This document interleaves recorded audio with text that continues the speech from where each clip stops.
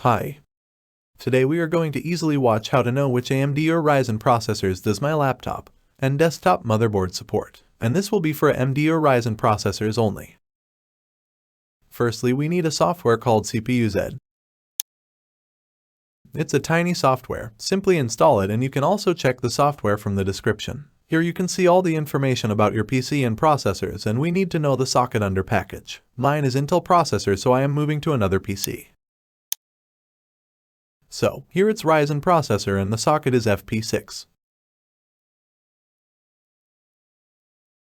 Now simply go to google.com and search like this: socket FP6 supported processors. From the search results, head to 8 GB. It's awesome for CPU information.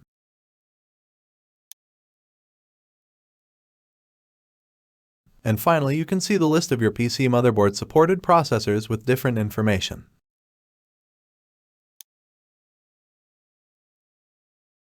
My Ryzen processor was 5500U.